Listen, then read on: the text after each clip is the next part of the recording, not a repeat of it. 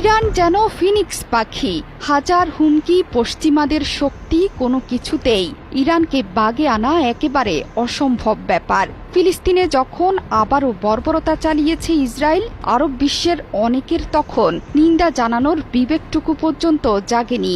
ঠিক তখনই প্রথম প্রতিরোধটা আসে ইরানের বলয়ের এক শক্তির কাছ থেকেই। ইয়েমেনের প্রতিরোধ আন্দোলন তো ইরানি আদর্শেই উজ্জীবিত, যাদের মিসাইলে কেঁপে উঠেছিল ইসরায়েল। ইয়েমেনের পাশাপাশি গাজা এবং লেবানন থেকেও ইসরায়েলের দিকে ছুটে আসছে মিসাইল ঝড়। ইয়েমেনের প্রতিরোধ গোষ্ঠীর ব্যাপারে ভীত সন্ত্রস্ত মার্কিন প্রেসিডেন্ট ডোনাল্ড ট্রাম্প ইরানকে হুঁশিয়ারি দিয়ে বলেছেন, এই সংগঠনের যে কোনো হামলার জন্য ইরান দায়ী থাকবে।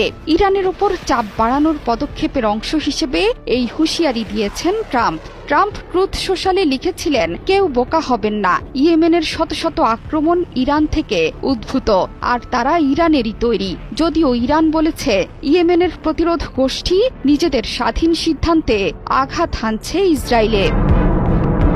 ইয়েমেন ছাড়াও প্রতিরোধ গড়ে তুলেছে ফিলিস্তিনের স্বাধীনতাকামী সংগঠন, এবং লেবানন থেকেও ইসরায়েলের দিকে ছুটে গেছে মিসাইল বৃষ্টি। চারদিকে ইসরায়েলকে ঘিরে ধরেছে ইরানের প্রক্সি বাহিনী। ফিলিস্তিন যে একা নয় সেটি বারবার প্রমাণ করে দিচ্ছে এক্সিস অফ রেজিস্ট্যান্স। সবচেয়ে বেশি আঘাত হানছে ইয়েমেনের এক্সিস অফ রেজিস্ট্যান্স।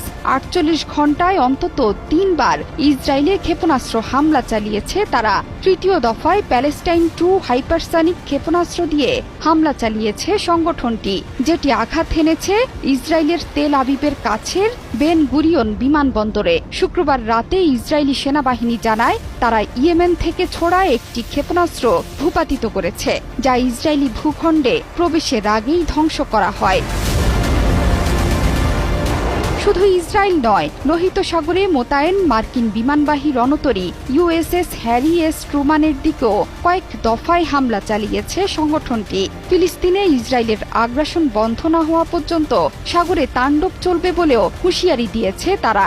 এরই মধ্যে গাজা আগ্রাসনের জন্য ইসরায়েলের বাণিজ্যিক কেন্দ্র তেল আবিবে রকেট হামলা চালিয়েছে ফিলিস্তিনের স্বাধীনতাকামী সংগঠনও। শনিবার ইসরায়েলি আগ্রাসনের জবাব দিয়েছে লেবাননের প্রতিরোধ গোষ্ঠীও। ইসরায়েলের দিকে 5টি রকেট ছুড়েছে সংগঠনটি।